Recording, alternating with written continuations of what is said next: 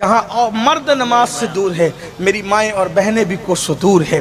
اور میری مائیں بہنیں کہتی مولوی صاحب ہمیں بچوں کو کھلانا پڑتا ہے، بچوں کی پرورش کریں، مرد تو چھڑے ہیں، مرد تو ان کو کوئی پرابلم ہی نہیں ہے، ہمیں بچے پالنے پڑتے ہیں، بچوں کو کھلانا پلانا ہے، کپڑے دھلنے ہیں، کھانا بنانا ہے، یہ کرنا ہے وہ کرنا ہے۔ میں پوچھنا چاہتا ہوں میری بہنوں، یہ بتاؤ بچے صرف تمہارے ہیں یا سیدہ فاطمہ الزہرا کے بھی بچے تھے؟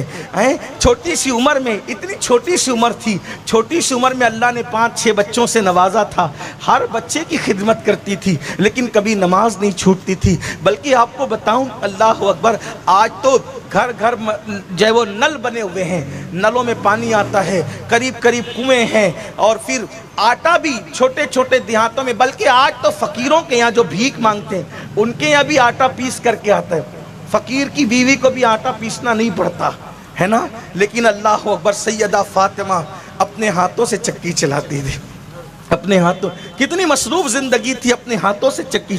اتنے بڑے مالدار باپ کی بیٹی کہ ان کے بابا سے زیادہ مالدار کوئی نہیں تھا۔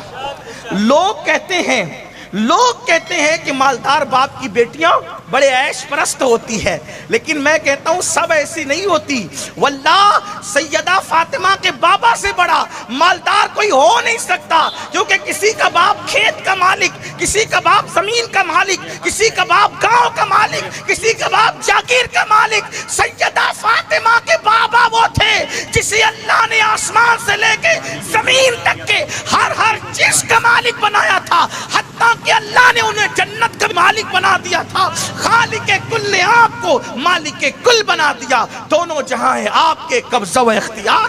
نعرہ تکبیر، ایسے نعرہ رسالت، نعرہ رسالت، محفل مصطفیٰ۔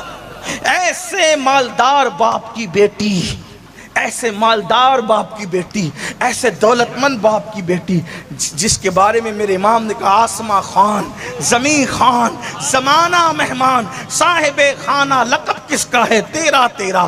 جس کو بھی بھیک ملی ان کے در سے ملی، جس کو بھی جو نعمت ملی اس کے در سے ملی۔ خلق کے حاکم ہو تم، رزق کے قاسم ہو تم سے ملا جو ملا تم پہ کروڑوں درود۔ فرشتے جس کے دروازے پہ دامن بھریں، انبیاء جس کے دروازے پر نعمتیں پائیں، اللہ اکبر، وہ میرے نبی کی چوکھٹ ہے۔ اللہ اندازہ تو کریں، اتنے مالدار باپ کی بیٹی ہے، ہاتھ سے چکی چلاتی۔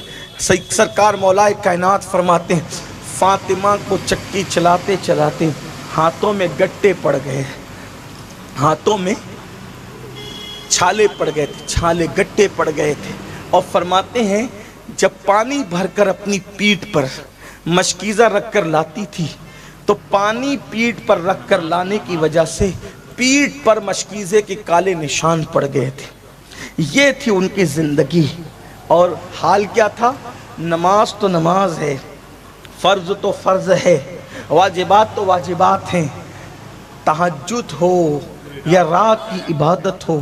حالت یہ تھی کہ جب عشاء کی نماز کے بعد نفل نماز شروع کرتی، ایک ہی سجدے میں پوری رات گزار دیتی، ایک ہی سجدے۔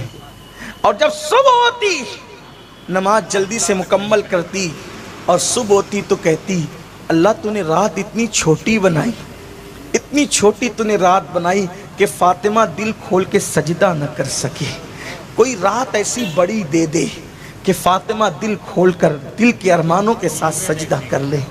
سیدہ فاطمہ کو عبادت کے لیے رات چھوٹی پڑتی تھی، اور میری ماؤں اور بہنوں کو فلمیں دیکھنے کے لیے اور سیریل دیکھنے کے لیے رات چھوٹی پڑتی ہے، رت جگہوں میں ناچنے کے لیے رات چھوٹی پڑتی ہے، بے پردہ گھومنے کے لیے رات چھوٹی پڑتی ہے۔ آپ غور تو کریں، ہم جہنم خرید رہے ہیں۔ اللہ کے رسول صلی اللہ علیہ وآلہ وسلم نے فرمایا کہ میں نے معراج کی شب جہنم میں جب جھانکا تو میں نے سب سے زیادہ جہنم میں عورتوں کی تعداد دیکھی۔ صحابہ نے پوچھا یا رسول اللہ عورتیں جہنم میں کیوں تھی؟ فرمایا کہ وہ بے پردہ گھومتی ہے، وہ پردہ نہیں کرتی، پردے کی پابند نہیں۔ سوچیں، ایک دور وہ تھا کہ ہندوستان کی غیر مسلم عورتیں بھی پردہ کرتی تھی، اور ایک دور یہ آ گیا کہ مسلمان عورتیں بھی پردہ نہیں کرتی۔ بلکہ عورتیں تو یہ کہتی ہیں مولانا چھوڑو پردہ تو آنکھ کا ہوتا ہے، پردہ تو آنکھ کا ہوتا ہے۔ اللہ اکبر۔ ایک روایت مجھے یاد آئی، سیدہ فاطمۃ الزہرا کے گھر میں، ذرا توجہ کرنا میری بہنیں خاص طور پر، اور آپ سے بھی کہتا ہوں اپنے گھر میں پردے کا نظام قائم کرو۔ باپ کی ذمہ داری، بھائی کی ذمہ داری۔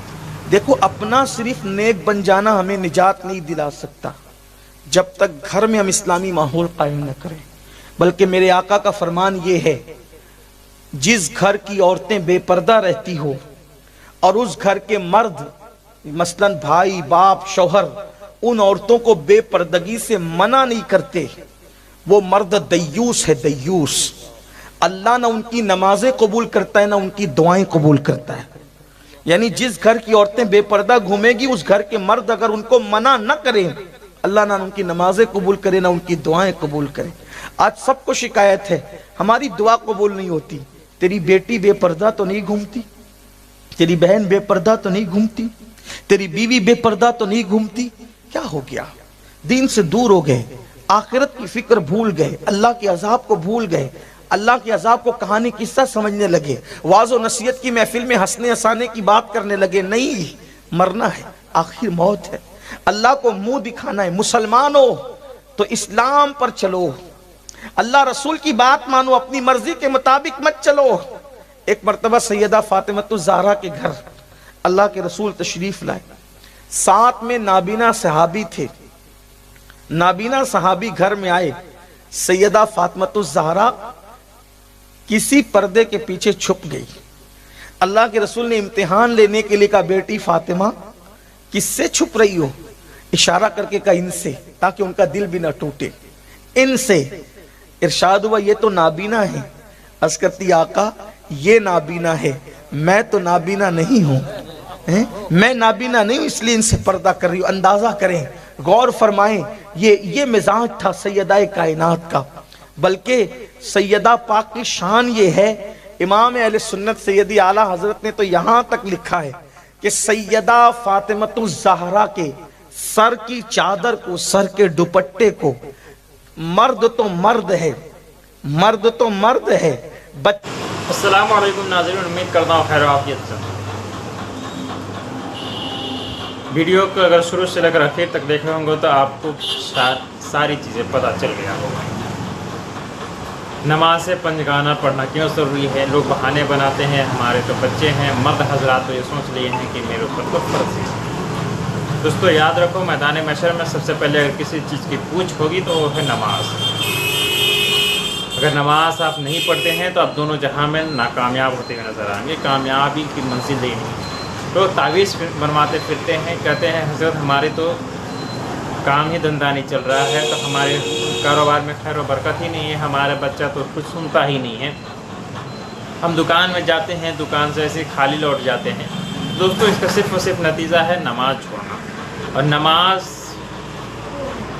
برائیوں کو روکتا ہے۔ دوستو نماز برائیوں کو روکتا ہے۔ اگر آپ نماز کے لیے وضو کریں گے تو آپ کے سارے گناہوں کو جھاڑ دیا جاتا ہے۔ آپ عصر کے بیچ، عصر سے ظہر کے بیچ جو بھی گناہ کیے ہوں، عصر کے وضو کرنے سے گناہوں کو جھاڑ دیا جاتا ہے۔ عصر سے مغرب کے وقت جو بھی گناہ ہوا ہوگا، وضو کرنے سے، نماز کے لیے وضو کرنے سے گناہوں کو ایسے جھاڑ دیا جاتا ہے ابھی آپ پاک صاف ماں کے پیٹ سے پیدا ہوئے ہیں۔ دوستو ہم سے بڑے عالم دین سید امین القادری صاحب کے بیان کو پورا سننے کے بعد یقین جانیے آپ کو کچھ نہ کچھ سیکھنے سمجھنے ضرور ملے۔ دوستو ایک اہم مسئلہ ہے کہ کیا عورتیں بغیر برہ کے نماز پڑھیں گی تو ہوگی یا نہیں؟ دوستو نماز کے لیے شرائط جو چیزیں ہیں وہ اس کو دیکھنا ضروری ہے۔ نماز میں جو فرائض چیزیں ہیں وہ اس میں دیکھنا ہے۔ بدن کے شطر اول کیا ہے، شرائط نماز کیا ہے، تو آپ شرائط نماز پڑھیں، فرائض نماز کی جانکاری لیں، بغیر برا کے نماز پڑھیں، اس میں کوئی حرج نہیں ہے، اس لیے کہ شرائط نماز سے نہیں ہے۔ بدن کا ڈھکنا مرد کے لیے گھٹنے سے لے کر پورے بدن ناف تک کا، اور عورتوں کے لیے پسانی سے لے کر اور پیر کے تک اٹھنی آیت تک یہاں تک ہونی چاہیے. یعنی شطر اول میں جو شامل ہے اس میں آپ کی نماز اگر آپ پڑھیں گے تو کوئی دقت نہیں ہے، بغیر برا کے نماز پڑھ سکتے ہیں. اگر آپ کو ویڈیو اچھی لگتی ہے تو پلیز چینل کو سبسکرائب کیجیے، ویڈیو کو زیادہ سے زیادہ شیئر کیجیے تاکہ مجھے بھی سمجھنے کو سننے کو توفیق ملے. اگر آپ یہ کمنٹ کرتے ہیں تو مجھے حوصلہ افزائی ہوتا ہے.